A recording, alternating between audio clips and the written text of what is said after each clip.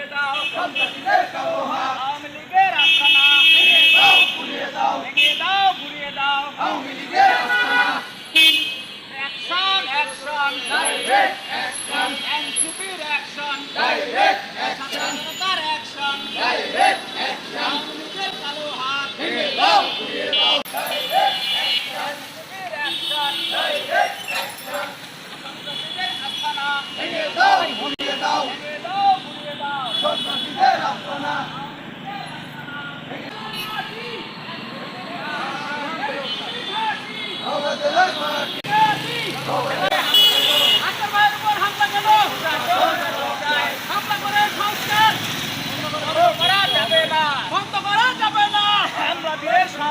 হামলা করে বিচার বন্ধ করা শাসন জবাব চাই অ্যাকশন অ্যাকশন নওগাঁ জেলার অ্যাকশন নওগাঁ জেলার মাটি এনসিপির ঘাঁটি নওগাঁ জেলার মাটি আক্তার ভাইয়ের উপর হামলা কেন প্রশাসন জবাব চাই আক্তার ভাইয়ের উপর হামলা কেন প্রশাসন জবাব চাই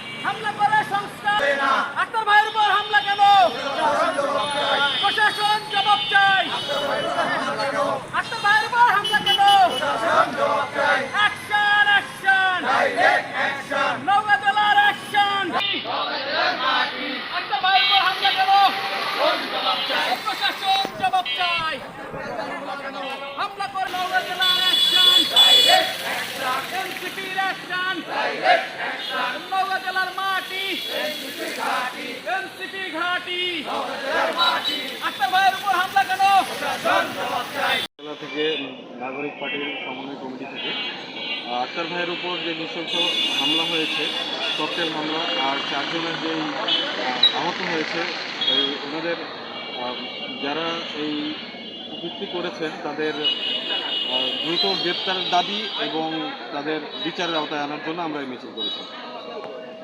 ককটেল হামলা হোক, বোমা হামলা হোক, আমরা শান্তিপূর্ণ রাষ্ট্র চাই। আমরা আমাদেরকে বিভিন্নভাবে দমিয়ে দেওয়ার চেষ্টা করছে আওয়ামী লীগ। তারা যতই চেষ্টা করুক আমাদেরকে দমিয়ে রাখতে পারবে না। আমরা অবশ্যই বাংলাদেশের সংস্কার চাব এবং সংস্কার না হওয়া পর্যন্ত আমরা কোনো নির্বাচন চাই না এবং বিচার না হওয়া পর্যন্ত আমরা কোনো নির্বাচন চাই না।